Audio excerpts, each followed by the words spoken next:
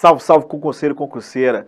Galera do Ser Aprovado, vem comigo, vou resolver com vocês questões da Lei de Execução Penal Banca Sebrasp. Então vamos dominar todo o conteúdo da Banca Sebrasp. Já adianto para vocês que as questões da Banca Sebrasp são questões verticalizadas, aprofundadas na LEP. Mas isso não será nenhum tipo de empecilho. É só você assistir ali meu curso extensivo do Ser Aprovado na parte de Lei de Execução Penal e também combinar com a resolução de exercício. Então, sem mais delongas, vamos ao que interessa. Ó, não deixe de me seguir nas redes sociais. Aqui, ó, tá o Insta do Professor Pequeno, meu e-mail. E vamos lá. Vou resolver com vocês, ó, no primeiro momento, exercícios envolvendo a Lei de Execução Penal na parte de falta grave.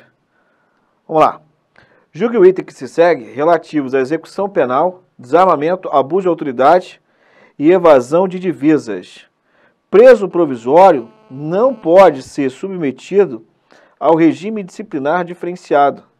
Pessoal, essa questão aqui, ó, simples, ela está errada. Você vai pegar como fundamento o artigo 52 da Lei de Execução Penal. Ou seja, o artigo 52 da LEP vai falar que tanto o preso condenado como também o preso provisório podem vir a ser submetido ao RDD. Lembrando que o RDD é uma sanção disciplinar mais drástica prevista na Lei de Execução Penal, constando no artigo 53, inciso 5, e não é pelo fato de ele estar na condição de preso provisório que ele não poderá ser submetido ao RDD. Pode sim. Um outro ponto importante, que é tanto o preso condenado, preso provisório, brasileiro e estrangeiro, que poderão vir a ser submetidos ao regime disciplinar diferenciado. Questão bem tranquila, você pode observar que ela foi cobrada para o concurso de delegado de Polícia Federal. Vamos lá. Próxima. Considerando o entendimento jurisprudencial do Superior Tribunal de Justiça, julgue o item a seguir em relação às faltas disciplinares praticadas no curso da execução penal. A prática de falta grave não interrompe os prazos para fim de comutação de pena e nem para concessão de indulto, tampouco para obtenção de livramento condicional. Pessoal, perfeito. Essa questão aqui, ó, ela está correta. Mas qual o fundamento, professor? O que a Banca Sebrasp fez aqui? Ela, na verdade, ela juntou duas súmulas, todas do Superior Tribunal de Justiça. Primeiro, ela juntou o enunciado da súmula 535 do STJ, que fala que a prática de falta grave não interrompe para fim de comutação de pena e nem na concessão de indulto, e juntou também aqui, ó, a súmula 441 do STJ, que fala que a prática de falta grave não interrompe para fins de livramento condicional. Você só tem que tomar cuidado, porque a prática de falta grave ela pode gerar um empecilho no preenchimento de requisito subjetivo para o livramento condicional durante um período ali de 12 meses. Se o indivíduo tiver falta grave, ele não consegue o livramento condicional. Agora, não interromperá, porque interromper no sentido de que aquele tempo que ele já cumpriu de pena para livramento condicional não zera. Vai ser considerado pena efetivamente cumprida.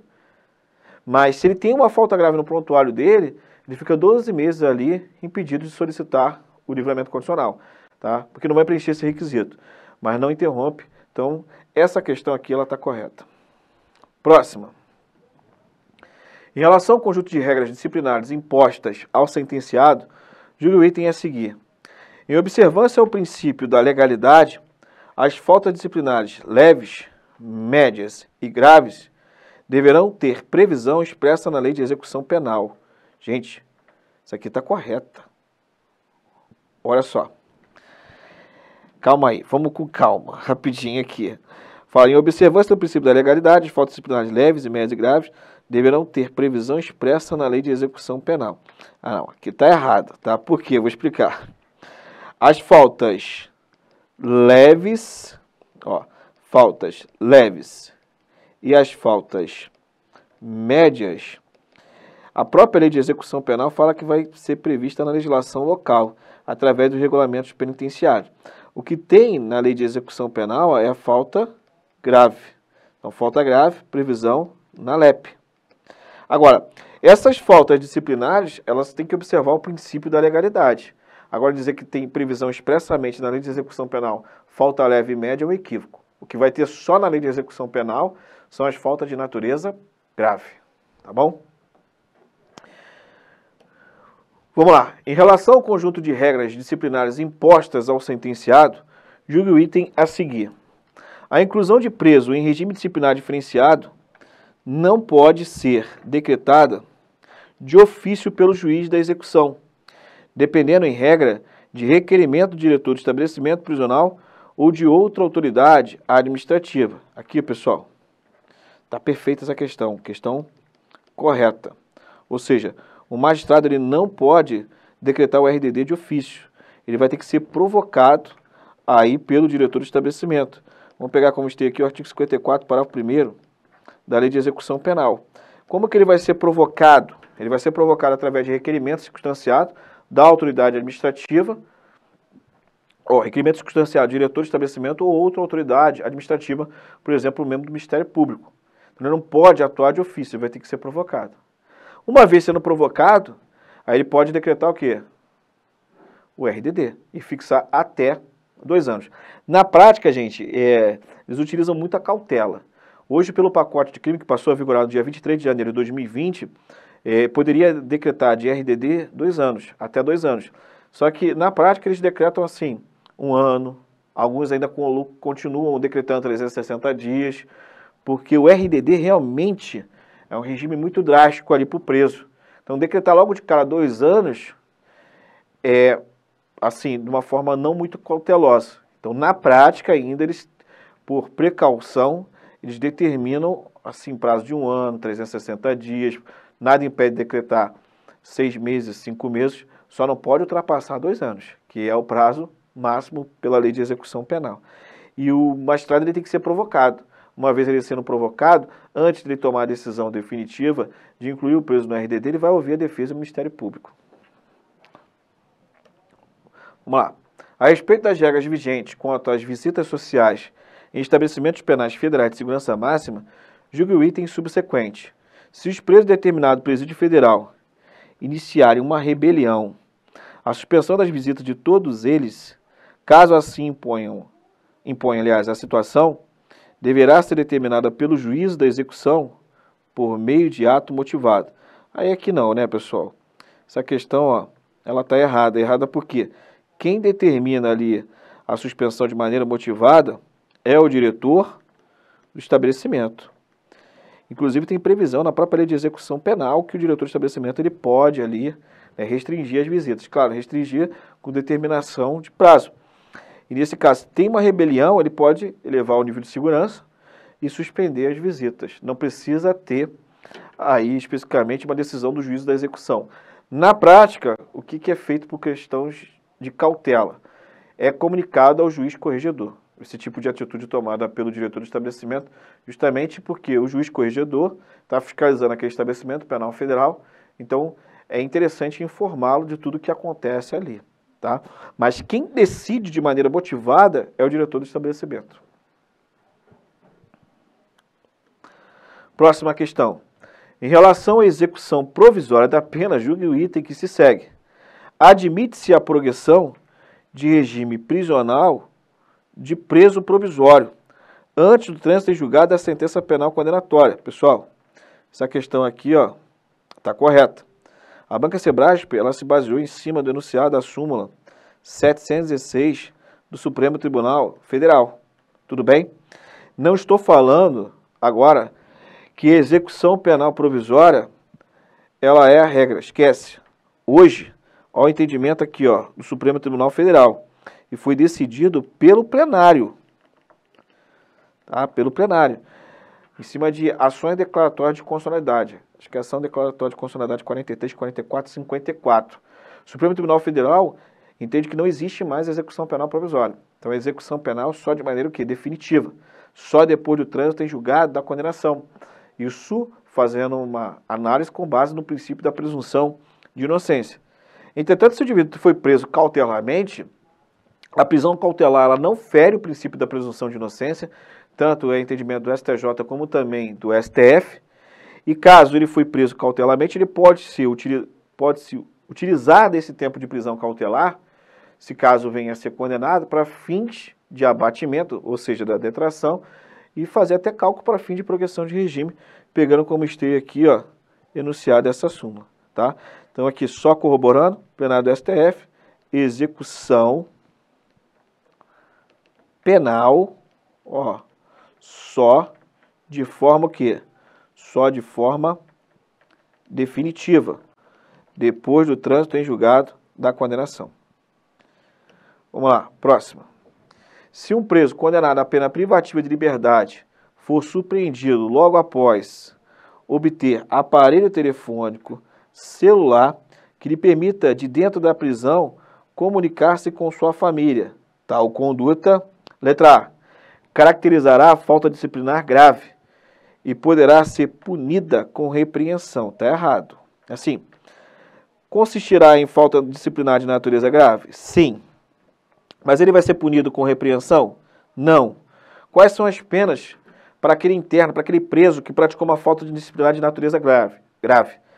As penas são as seguintes. Ele pode vir a ser submetido à suspensão e restrição de direitos por até 30 dias. Pode vir a ser submetido ao isolamento como sanção até 30 dias. E dependendo, se tiver crime doloso, o RDD. Só que no caso, aqui, ó, foi pego com um aparelho telefônico. Se não ficar mais assuntos evidenciados para fim de colocar no RDD, porque isso por si só não coloca no RDD. Então ele pode ser submetido a suspensão e restrição de direitos por até 30 dias, isolamento até 30 dias. Essas são as consequências por essa falta de disciplinar de natureza grave. A repreensão é uma sanção disciplinar para prática de faltas de natureza média e não de natureza grave. Letra B. Será classificada como falta média e poderá ser punida com advertência verbal. É falta de natureza grave, já disse para vocês, e se fosse falta média não seria punido com advertência e sim com repreensão, porque a advertência ela é aplicada para falta leve, tá? C. Não constituirá uma falta consumada, atenuando a sanção a ser imposta, desde que se comprove que o preso não realizou ligações telefônicas com o aparelho por ele obtido. Está errado. Você vai pegar como referência aqui, ó, o artigo 49, parágrafo único da LEP. Por quê? A tentativa de uma falta é falta considerada o quê? Consumada. Então, se ele tentou praticar uma falta, ele responde como se tivesse consumado aquela falta. E não tem diminuição da sanção pela prática de uma tentativa de uma falta, porque ela vai ser considerada falta consumada. D. Caracterizará a falta que poderá ser punida com suspensão ou restrição de direitos por ato motivado do diretor do estabelecimento. Perfeito. Gabarito aqui, ó, letra D de dado. Aí vem a letra E. Caracterizar a falta que poderá ser punida com isolamento do preso na própria cela, desde que por prévio e fundamentado despacho do juiz competente. Está errado, porque a suspensão e restrição de direito e o isolamento até 30 dias pode ser fixado pelo diretor do estabelecimento. Isso você pega como amparo o artigo 54 da Lei de Execução Penal. Então, se a própria LEP permite, então tem essa possibilidade ali do diretor do estabelecimento aplicar. O único ponto que o diretor do estabelecimento não pode decidir é quanto ao RDD. Então, a única sanção disciplinar que não vai ser aplicada pelo diretor do estabelecimento é a inclusão do preso no regime disciplinar diferenciado. Próxima. No que concerne à prática de falta grave, no curso da execução penal, assinale a opção correta. Letra A. No sistema da orientação do STJ, no caso de fuga, o marco inicial da prescrição para apuração da falta grave é o dia da recaptura, por se tratar de infração permanente. Perfeito. Gabarito aqui, letra A. Ou seja, o preso fugiu. O preso fugiu. Ali, ó. O marco inicial da prescrição para apuração da falta grave é o dia da recaptura. Então, se ele fugiu, o prazo ficou suspenso. Ah, fica suspenso, professor? Sim. Só volta a contagem se ele for recapturado ou se ele voltar para o estabelecimento, coisa que é impossível, né? Se ele fugiu, ele não vai querer voltar. Agora, ele foi recapturado, ele recapturou e voltou o prazo a contar da prescrição. Lembrando que se você buscar dentro da Lei de Execução Penal, tu não vai encontrar o prazo prescricional da falta grave. Isso é entendimento do Supremo Tribunal Federal, que a falta grave, ela prescreve no prazo de 3 anos. E ela vai ter ali o seu limite para fim de você verificar se teve a prescrição ou não, a partir do momento que foi aplicada a sanção para aquele interno. E não da homologação da sanção. Porque a falta grave, ela é homologada pelo juízo ali, pelo juiz da execução. Então, se você pegar esse marco aí da homologação da falta grave, na maioria dos casos ia prescrever. Então, pega como marco o quê? O momento que é aplicada a sanção disciplinar e não da homologação. Gabarito aí, letra A. Qual o erro da letra B? No sistema da lei de execução penal, as faltas disciplinares graves não se aplicam ao preso provisório. Está errado. Se aplicam sim. C. Conforme a orientação do STJ, é exemplificativo o rol de faltas graves previsto no artigo 50 da Lei de Execução Penal. Está errado porque o rol ele é o quê? É taxativo e não exemplificativo. D. Segundo o STJ, a posse de droga para uso próprio não constitui falta grave. Errado. Segundo o STJ, a posse de droga para consumo próprio, ela constitui falta grave, vez que tem previsão como crime doloso lá no artigo 28 da Lei 11.343 de 2006. Se é crime doloso, constitui falta grave. E, segundo o STJ, a utilização de tornozeleira eletrônica sem bateria não configura falta grave. Está errado, porque vai configurar falta grave sim. Então, gabarito aqui, ó, letra A de água, lembrando que essa questão foi baseada tudo em cima da jurisprudência em tese do Superior Tribunal de Justiça, questão bastante inteligente, mas que você consegue ali se atualizar em termos de jurisprudência do STJ envolvendo falta grave, onde o fundamental importância aí. Vou resolver agora com vocês questões da Banca Sebrasp quanto ao assunto envolvendo aqui o trabalho do preso. Então vamos lá, primeira questão. Determinado cidadão réu primário foi condenado a uma pena privativa de liberdade superior a 10 anos de reclusão pela prática de um crime hediondo, sem resultado morte, tendo iniciado o cumprimento da sanção em regime fechado. Considerando essa situação hipotética, julgue o item subsequente de acordo com a Lei de Execução Penal. O condenado faz jus a trabalho devidamente remunerado, sendo-lhe garantidos os benefícios inerentes à Previdência Social. Perfeito. Está correto. Ou seja, ele foi condenado, cumprimento de pena em regime fechado, não é pelo fato de ele ter sido condenado a crime hediondo que ele não terá direito à Previdência Social. Ele tem dever a trabalho, isso está previsto no artigo 31 da Lei de Execução Penal, e corroborando com essa minha fundamentação, o artigo 39, inciso 5, que traz ali como dever também a execução do trabalho, descumpriu esse dever, comete falta grave, com base no artigo 50, inciso 6 da Lei de Execução Penal, mas uma vez trabalhando, ele vai ter o quê? Direitos. E um desses direitos é o direito à Previdência Social. Tá bom? Próximo. No que diz respeito a trabalho do preso, assinale a opção correta. Letra A. Compete à direção do estabelecimento prisional autorizar o trabalho externo. Perfeito. Gabarito, letra A. Não precisa de autorização judicial. Aí vem a letra B. O preso político está obrigado ao trabalho na medida de suas aptidões e capacidades. Está errado. Preso político, o trabalho é facultativo. Isso você vai lembrar, porque com base no texto legal, lá no artigo 200 da Lei de Execução Penal. C. O trabalho externo será admissível para os presos em regime semiaberto somente em serviços ou obras públicas. Está errado. O trabalho externo será admissível para os presos em regime fechado só, em serviços de obras públicas. Para o preso condenado ao cumprimento de pena em regime semiaberto, ele pode trabalhar em serviços de obras públicas? Pode, mas somente em cima desse tipo de serviço? Não. Essa restrição, lá no artigo 36 da Lei de Execução Penal, são os presos condenados ao cumprimento de pena em regime fechado. D. A Lei de Execução Penal veda a realização de trabalho interno ou externo ao preso provisório. Errado. Olha só, quanto ao trabalho interno, a Lei de Execução Penal não veda. Assim, o trabalho do preso provisório é um trabalho facultativo. Uma vez ele querendo trabalhar, aí ele necessariamente deverá trabalhar internamente. Então, o que é vedado é o trabalho externo. O trabalho interno não é vedado. Se caso ele quiser trabalhar, ele trabalha, mas dentro do estabelecimento prisional. Porque ele não vai ser obrigado a trabalhar. É facultativo na forma do artigo 31, parágrafo único da Lei de Execução Penal. Mas trabalhando tem que trabalhar internamente. Letra E. O trabalho externo é vedado aos presos em regime fechado. Errado. Não é vedado E você pega como fundamentação lá o artigo 36 e artigo 37, ambos da lei aí, ó, de execução penal. Vamos lá, mais uma. Com referência à execução penal e ao Regramento Internacional de Tratamento de Pessoas Presas, julgue o item subsequente. Segundo o STF, o trabalho em regime aberto, que for realizado fora da casa de albergado, não será considerado para fim de remissão de pena. Pessoal, perfeito. Essa questão aqui está correta. Esse é o entendimento aí do Supremo Tribunal Federal.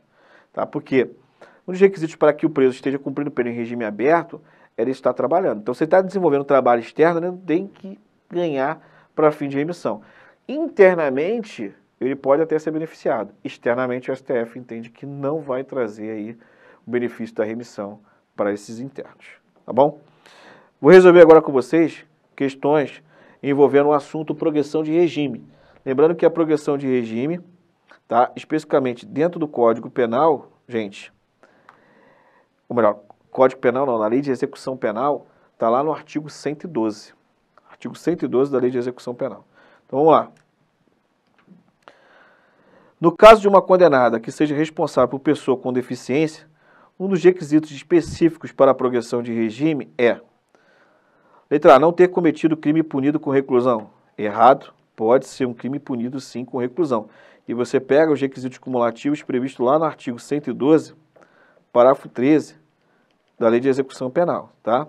B, ter cumprido 1/8 da pena no regime anterior. Opa, gabarito aqui, ó, letra B de bola. Aí vem a letra C, não ter cometido crime contra ascendente. Tá errado. É não ter cometido crime contra descendente e não contra ascendente. D, não ser residente específico em crime hediondo. Não traz essa obrigatoriedade. Letra E, aptidão para o trabalho ou a posse de meios lícitos de subsistência. Também não traz esse requisito, tá? Você pega lá com base no artigo 112, parágrafo 3º da Lei de Execução Penal, gabarito letra B de bola. Próximo. Conforme a Lei de Execução Penal, em vigor, para a progressão do regime de cumprimento de pena privativa de liberdade, letra A, o residente não específico em crime de estupro deve cumprir 40% da pena. E aí? Devido a residente não específico em crime de estupro, deve cumprir 40% da pena? Calma, vamos com calma. Vamos com calma porque ele praticou ali, por exemplo, um crime e veio a ser condenado. Aí depois ele praticou um crime de estupro. Ele deve cumprir 40%? Sim. Porque para cumprir 60% ali do total da pena, a reincidência tem que ser uma reincidência específica. Com o advento do pacote de crime, recebeu essa alteração, porque antes não precisava ter reincidência específica para ter uma gravidade para fim de progressão de regime.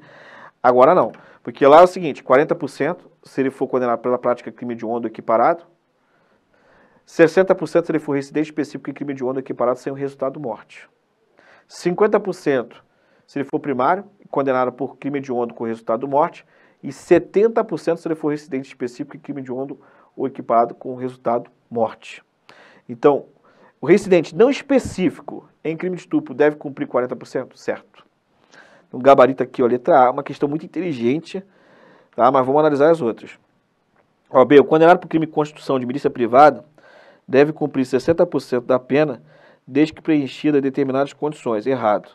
Na verdade, pelo texto legal, lá no artigo 112, ele vai ter que cumprir, ó, 50%.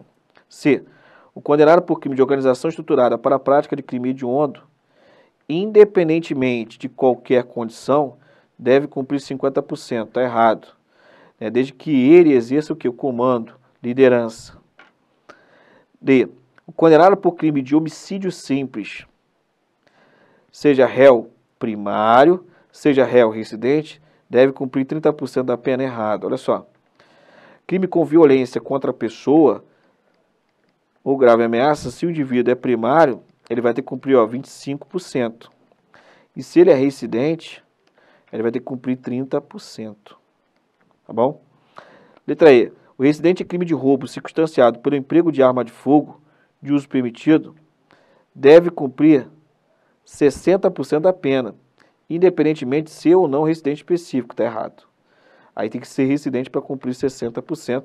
Então, o gabarito aqui mesmo dessa questão é a letra A de água. Beleza? Vamos lá. Próxima questão. Vai falar o seguinte, ó. Durante revista regular no interior de um estabelecimento prisional, né, que no caso, no interior de um presídio, que é um estabelecimento prisional, um revólver foi encontrado na posse de Antônio, que cumpria a pena no regime semiaberto, o que constitui falta grave. A partir dessa situação hipotética, assinale a opção correta. Letra A. Antônio estará sujeito à regressão do regime de cumprimento da pena, desde que o condenado pelo juízo competente pela posse de arma. Está errado.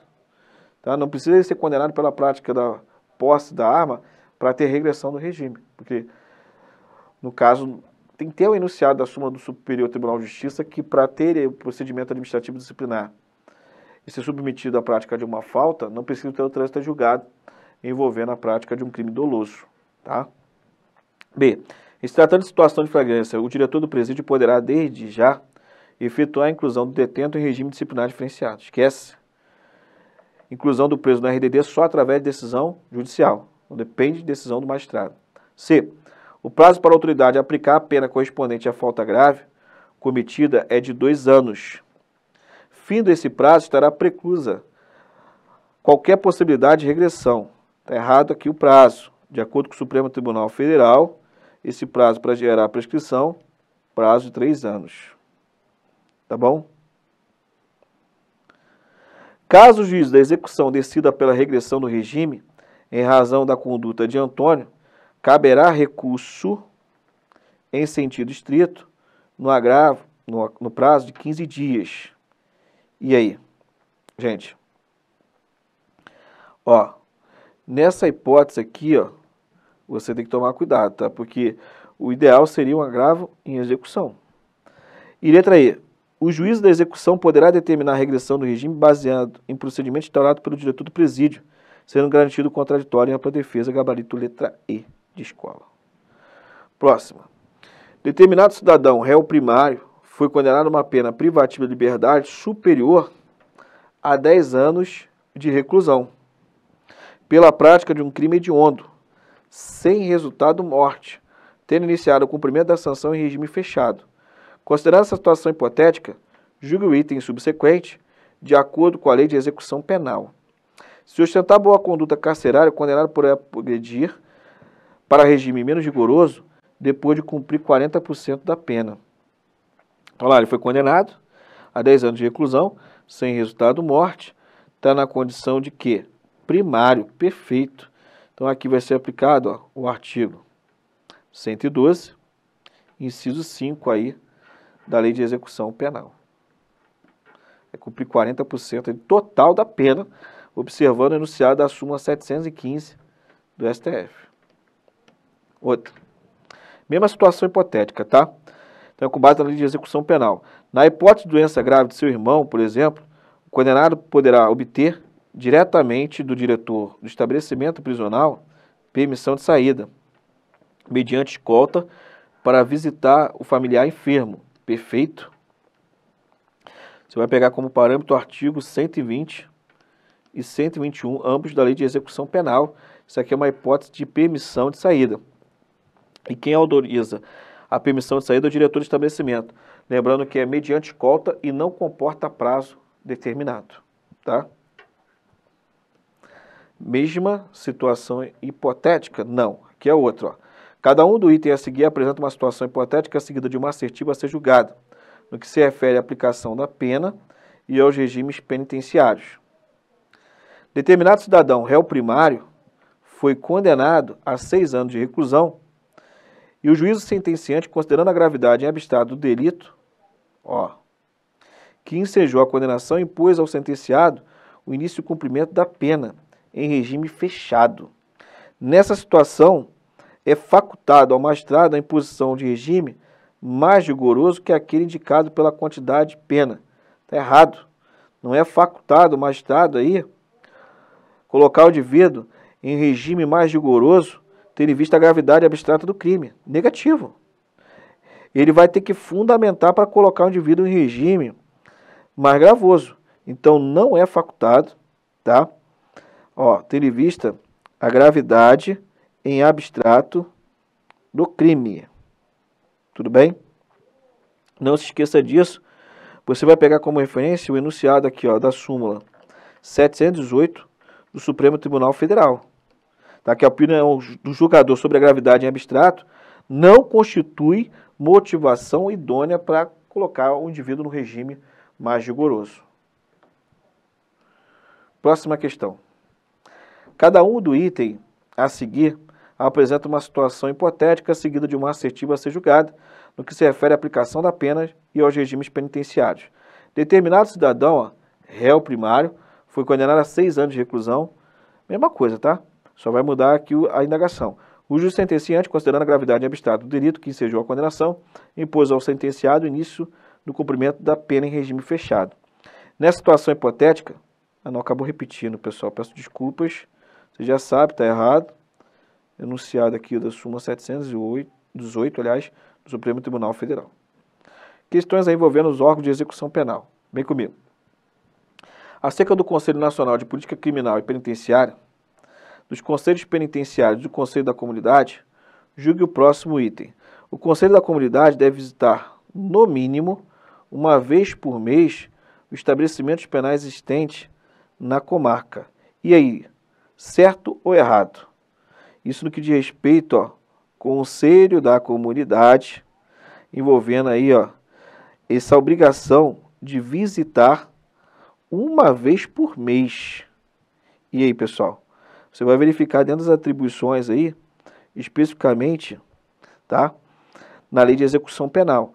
E pegando como referência a LEP, você vai colocar lá especificamente que está correta essa questão, tá bom?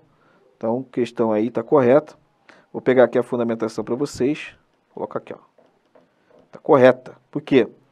Nesse caso aí da fiscalização envolvendo estabelecimentos prisionais, fica dentro da atribuição do Conselho da Comunidade. Inclusive, a gente tem essa experiência, né, em Catanduvas, que tem um Conselho da Comunidade ali, justamente para fazer essa fiscalização. Tá bom? Vamos lá, vamos para a próxima questão. Deixa eu só pegar aqui a fundamentação para vocês. Aqui, ó, você vai pegar como base que o artigo, ó, 81, inciso 1 da Lei de Execução Penal. Outra.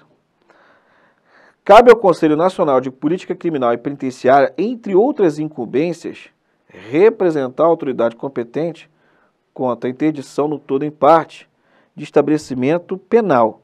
Aí você vai verificar o quê? Competência do Conselho Nacional de Política Criminal e Penitenciária. E as atribuições do Conselho Nacional de Política Criminal e Penitenciária, você vai pegar com esteio, especificamente, pessoal, lá a partir do artigo, ó, do artigo 62, tá? No artigo 62, especificamente, da Lei de Execução Penal. Isso aqui está certo também, tá bom? Vai representar a autoridade competente naquilo que diz respeito, envolvendo aqui essa parte, tá? Quanto à incumbência envolvendo fiscalização aí do estabelecimento penal. Tudo bem? Você pega como referência o que está disposto lá no artigo, ó, 64, o artigo 64, inciso 10 da Lei de Execução Penal, que é a atribuição aí do Conselho Nacional de Política Criminal e Penitenciária. Aqui envolve questões de autorização de saída. Beleza? Só que, pessoal, eu vou deixar para resolver essas questões com vocês no próximo bloco, justamente para a gente não se estender de maneira demasiada e para a gente também ganhar aqui, ó, justamente pontos para explicar de forma mais detalhada as outras questões para vocês.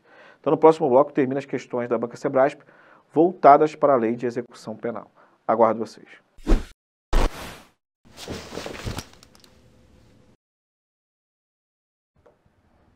Salve, salve, concurseiro e concurseira. Vou dar continuidade aqui à resolução de questões da Banca Sebrasp. No bloco passado, eu parei aqui nesse ponto com vocês. Vamos resolver aqui uma questão envolvendo o assunto autorização de saída. Beleza? Lembrando que a autorização de saída é um gênero que comporta duas espécies, permissão de saída e saída temporária.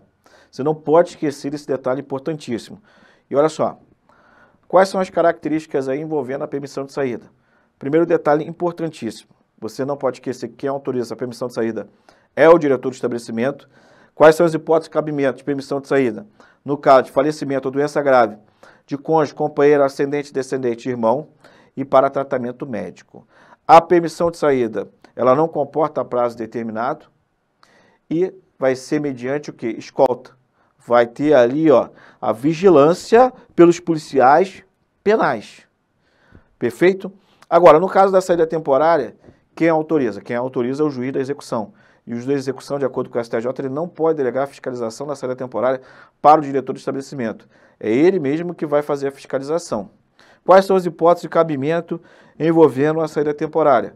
A saída temporária tem como hipótese de cabimento visitar a família, desenvolver atividades que retornam ao convívio social para fins de estudos.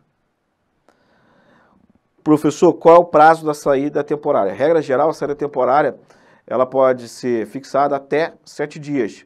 Esse prazo ele pode ser prorrogado por mais 4 vezes durante um ano. Uma saída temporária para outra tem que dar um intervalo mínimo de 45 dias. Então, essa é a regra geral. Agora, você pode se deparar com uma saída temporária que venha a ultrapassar esse prazo aí de 35 dias ao ano, que é no caso quando o preso ele for desenvolver atividades discentes, ou seja, se ele for fazer um curso profissionalizante, vai fazer o ensino fundamental, ensino médio, ensino superior, então a saída temporária vai ser necessária para a conclusão dessas atividades discentes. E o período vai ultrapassar os 35 dias, com certeza aí anual. Beleza? Lembrando que a saída temporária não precisa ter escolta, a vigilância ela pode ser indireta, o juiz pode se valer da monitoração eletrônica. Agora vamos resolver aqui uma questão. Vamos lá. Ó. Mário e Tiago estão em regime semi-aberto. Tem bom comportamento, já cumpriram mais da metade da pena. Mário foi comunicado o falecimento de sua irmã e deseja ir ao funeral dela. Tiago deseja visitar a família e participar do casamento de uma prima. Ambos preenchem os demais requisitos legais para a saída. Agora, vem comigo aqui, ó. Então você pode observar que Mário, ele foi comunicado o falecimento de sua irmã e deseja ir ao funeral dela. Então, no caso de Mário, vai ser o quê? Permissão de saída. Já no caso de Tiago, ele deseja visitar a família e participar do casamento. Aí, o caso de Tiago é saída temporária. Então, ó, nessa situação, deve-se: letra A, negar a ambos os condenados pedidos, porque não cabe a autorização de saída nas hipóteses indicadas. Está errado, por quê? Você vai lembrar que cabe sim. E aqui está falando do gênero, porque está falando a respeito da autorização de saída. E cabe sim. Letra B, permitir a saída temporária sem escolta de ambos os condenados. Pessoal, está errado, porque Mário vai ser permissão de saída e Tiago quer saída temporária. C, permitir a saída com escolta de ambos os condenados. Também está errado, porque a escolta é só para Mário, porque é permissão de saída. No caso de Tiago, como é saída temporária, sem escolta. D, permitir a saída sem escolta de Mário. Aqui já está errado, é com escolta. E a saída temporária com escolta de Tiago. Saída temporária sem escolta, como eu disse, o juiz ele pode fixar ali a utilização de tornozeleira eletrônica. Letra E, permitir a saída com escolta de Mário e a saída temporária sem escolta de Tiago. Gabarito aqui, ó, letra E de escola. Vem comigo agora, vamos resolver uma questão aqui envolvendo o livramento condicional. Ó, essa primeira questão aqui é uma questão de múltipla escolha. Depois eu vou trazer uma questão de certo e errado para vocês. Ó. De acordo com o STJ, a prática de falta grave... Então, ó, de acordo com o STJ, a prática de falta grave pelo condenado durante o cumprimento da pena.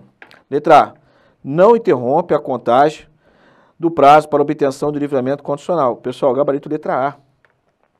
Você vai lembrar aqui o denunciado da súmula 441 do Superior Tribunal de Justiça, que a prática de falta grave, ela não interrompe para fins de livramento condicional. Não interrompe. Ah, não interrompe? Não. E, ó, duas súmulas que você não pode esquecer. E caiu agora recentemente no concurso da Polícia Penal do DF, inclusive eu citei essas súmulas. Sabe qual é o mal, às vezes, do candidato? Ele não confiar no professor. E eu bati em cima disso, ó. Ela vai cobrar súmula. Ah, mas vai cobrar súmula. E tinha ali uma parte da prova que foi cobrado só entendimento sumular. Mas voltando aqui ao raciocínio, então duas súmulas que você não pode esquecer. Primeiro, enunciado da súmula 441, que a prática de falta grave não interrompe para fim de livramento condicional. Segundo, enunciado da súmula 535 do STJ também, que a prática de falta grave não vai interromper para fim de indulto e nem comutação de pena. Já, pegando a literalidade do artigo 112, parágrafo 6º da Lei de Execução Penal, a prática de falta grave interrompe para fins de progressão de regime e vai ser utilizado depois uma nova contagem, pegando como referência ali o remanescente da pena do indivíduo. Artigo 112, parágrafo 6º da Lei de Execução Penal. Letra B, não interrompe a contagem do prazo para progressão de regime de cumprimento de pena. Aí está errado porque aqui vai interromper sim. E a fundamentação é em cima da lei, que é o artigo 112, parágrafo 6º da Lei de Execução Penal. Letra C, interrompe a contagem do prazo para obtenção de comutação de pena. Está errado porque aqui não interrompe e também aqui ó, não vai interromper. Você vai pegar como embasamento tanto da linha C como da letra D, o enunciado da súmula 535 do STJ. Então, gabarito letra A de água. Próxima. Determinado cidadão, réu primário, foi condenado a uma pena privativa de liberdade superior a 10 anos de reclusão, pela prática de um crime hediondo, sem resultado, morte. Ó, isso aqui é importante. Falou aqui, ó, sem resultado, morte, tendo iniciado o cumprimento de sanção em regime fechado. Considerando essa situação hipotética, julgo o item subsequente de acordo com a Lei de Execução Penal. Desde que satisfeitos os requisitos legais pertinentes, o condenado poderá ser beneficiado com o livramento condicional, após o cumprimento de metade mais um dia da pena. Vamos lá. Primeiro detalhe, qual o crime que ele veio a ser condenado? Ele foi condenado pela prática de um crime hediondo, sem o resultado morte. Ele consegue obter aí o livramento condicional? Consegue. Mas você vai pegar como parâmetro o que está disposto lá no artigo 83, inciso 5 do Código Penal. E tratando-se de crimes hediondos equiparados, o indivíduo ele vai ter que cumprir mais de 2/3 da pena, mesmo que ele esteja na condição de primário. Aí ele vai ter que cumprir o quê? Mais de 2/3 da pena. E não metade, cumprimento de metade mais um dia da pena. Então essa parte aqui, tá errada, tornando a questão, obviamente, em seu conjunto, como errada. Então mais de 2/3. Lembrando que com o advento do pacote de crime, tratando-se de condenação, mesmo que ele esteja na condição de primário, ele foi condenado pela prática de crime hediondo com resultado de morte, ele não terá direito ao livramento condicional. Então, tanto se ele for primário ou reincidente, condenação em crime hediondo ou equiparado com resultado de morte, não terá direito ao livramento condicional.